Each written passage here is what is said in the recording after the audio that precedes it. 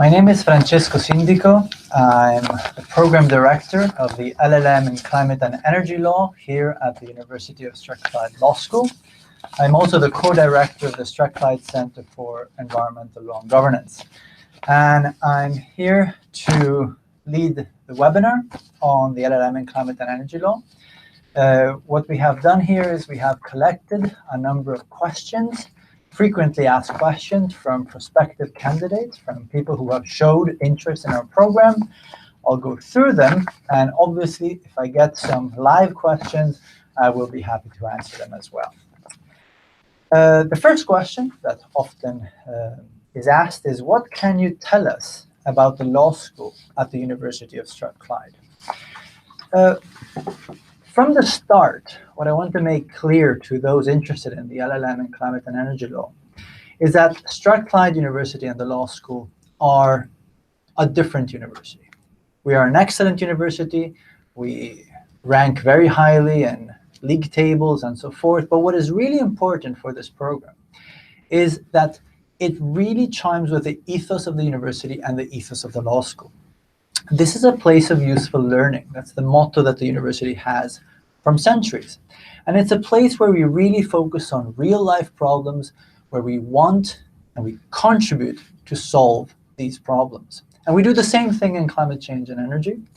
We have done it for many years through the work of the Strathclyde Centre for Environmental Law and Governance, the members of staff involved in the program, which I will mention in a little while, are also not just academics, but also very much anchored in practice. And in other areas of the law school, we do the same. We have a prestigious law clinic, which provides a very useful service to the society here in Glasgow and elsewhere.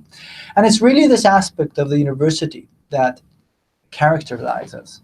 We are really anchored in real life, but also with a very strong theoretical, solid academic foundation. So this is really what the law school is all about. It's about solving real problems. The second question that often comes is, why should students choose Strathclyde to study the LLM in Climate and Energy Law? And I would say there are three main reasons why you would want to come to Strathclyde and study this program. The first one is that it is aimed to a specific audience. This is a distance learning program, so it's aimed to busy professionals, people who are often already in work, people who cannot and do not want to leave their occupation for a full year to come and do a postgraduate course. And hence it's tailored and it's directed to those busy professionals out there that want to increase their skills and either move into this area of law or increase their experience, their skills in this area of law. There are not that many programs, distance learning programs on climate and energy law out there. And we build on very strong foundations of previous courses that were blended learning. We have an extremely good track record on developing online learning at the University of Strathclyde, a very good support team. So the first reason is really because of the nature of the program, the distance learning. Strathclyde is a very good place to come.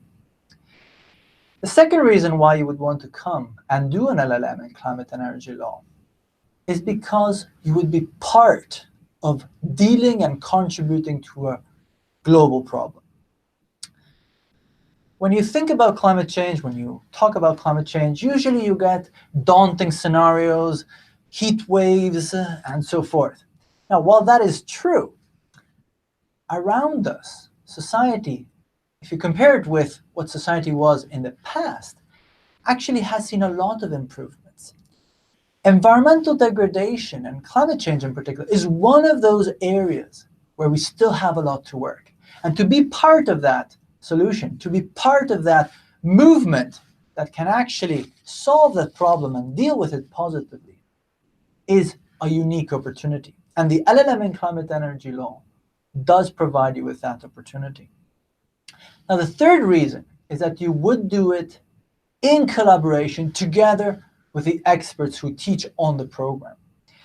And here, let me mention briefly the other co-program director, Mr. Michael Melling. Now, having Michael on board is an incredible competitive advantage, if you want. because Michael, affiliated to the University of Strathclyde Law School, is also Deputy Director of the MIT Center for Energy and Environmental Policy. Michael brings to the program and to the participants to the program an incredible wealth of practical expertise. And also the other people involved in the program, including myself, bring a solid academic foundation, but also, very similar to what I said before, the ethos of the law school, a very practical approach to climate change and energy. And that's the third reason why Strathclyde is a good place to come and study your LLM in climate and energy law. Now, moving forward, a third question is, what can you expect to study on the LLM in climate and energy law? Because it's all good to think, well, I'm going to go to Strathclyde because it's a great place, but what am I going to learn on this program?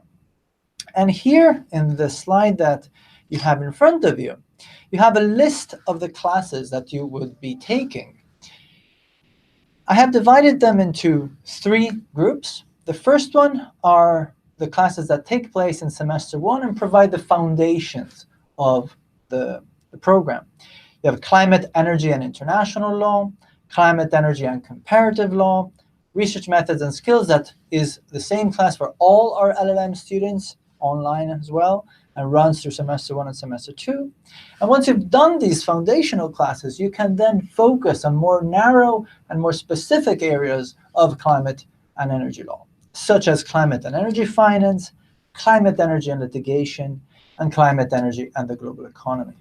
So this is the portfolio of classes that you will be taking throughout the LLM in climate and energy law. And you will then be finishing the program by writing a final dissertation.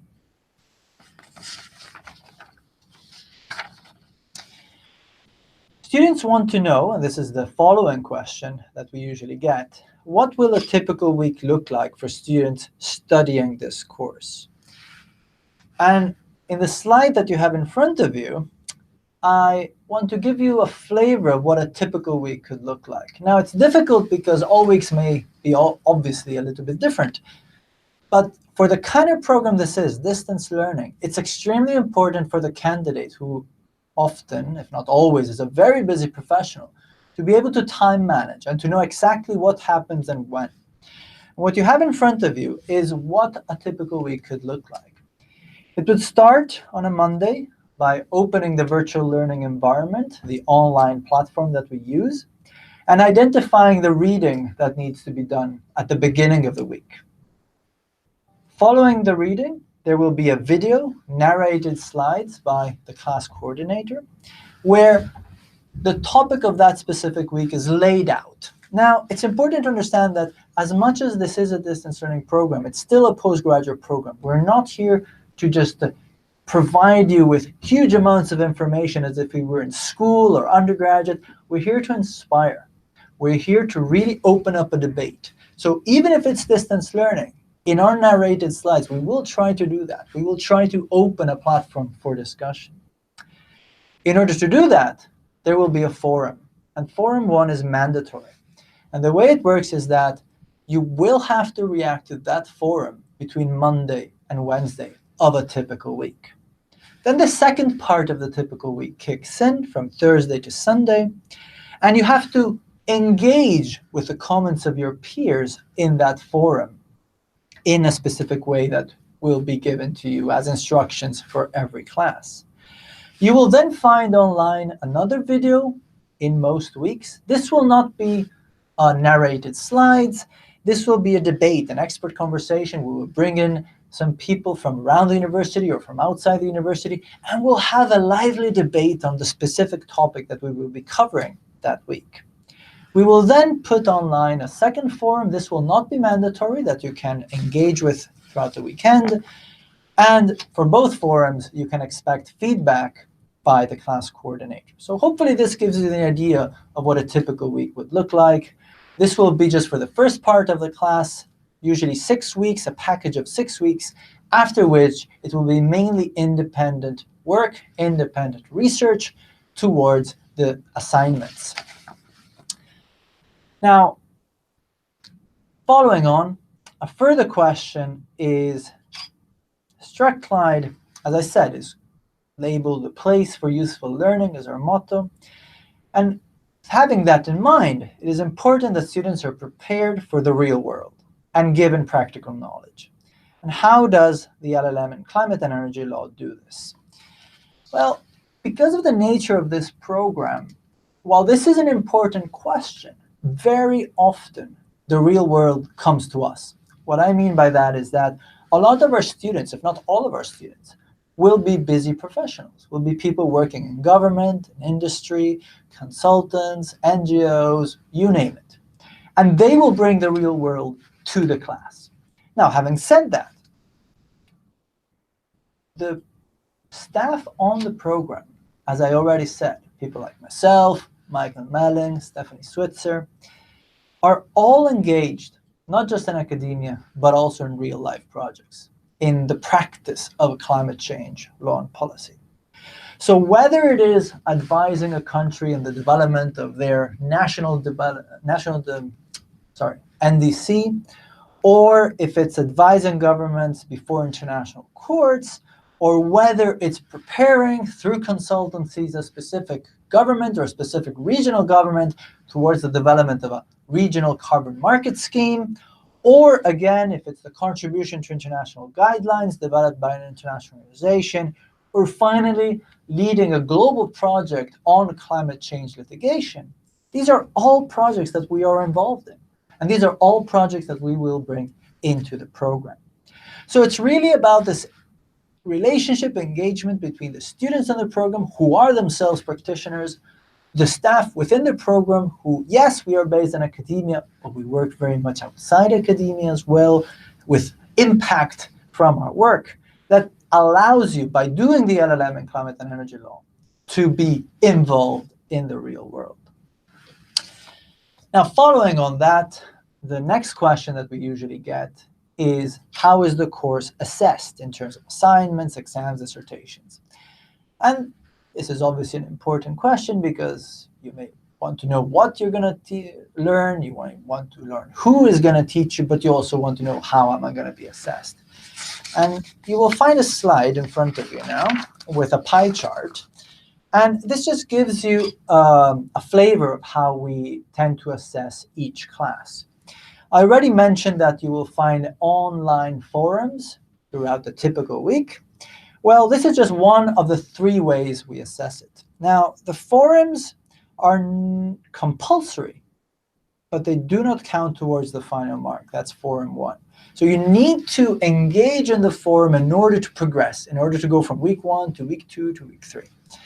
The actual mark will be awarded through 2 pieces of written work. The first one is a report, very much focused on a practical element of that specific class, and that will be the same report, the same topic for the report for all LLM candidates, and that will be worth 30% of the final mark. You will then have to write a final piece of coursework, a longer piece of coursework, and this will be chosen by the candidate himself or herself. And this is important because we want you, as the candidate on the LLM, to shape your program. And it's important that you are able to choose that specific aspect of, say, climate and energy finance or climate, energy, and litigation that you want to focus on. And that will be a longer piece of work. It will be approved by the class coordinator so that it meets the requirements and the criteria of the class. And it will be 70% of your final mark.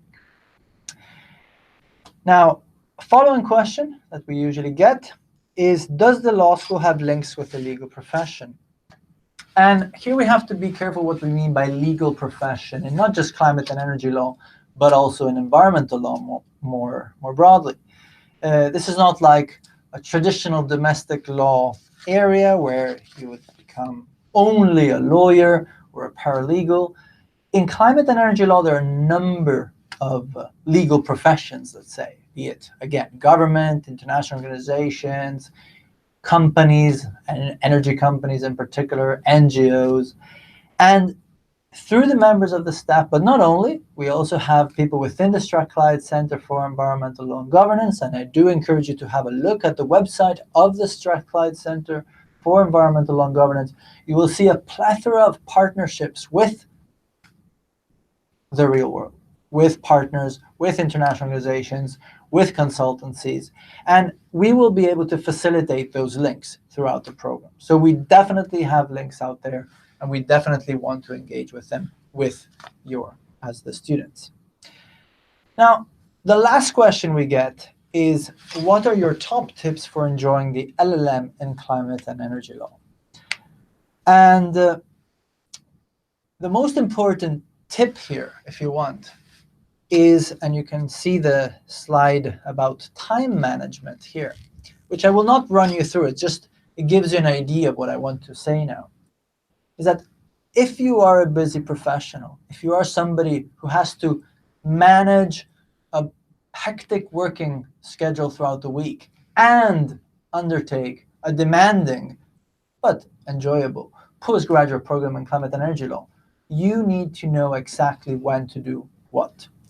And I think that's the most important tip. From day one, have your big Outlook calendar in front of you and write down when the deadlines are, what's going to happen on that day, how much time to devote to that specific forum, to that specific video, to that specific assignment. If you do that properly, you will be able to manage. In the past, in similar programs, we had judges, we had people working at extremely high level in the energy sector, we had high-level consultants, we had people who you would not think could be able to manage two things at the same time, and they did great. So the best tip is to manage yourself in a way that takes into account your hectic schedule, engage with the staff as much as you can, and with the peers, even if they're virtual, even if they're around the world.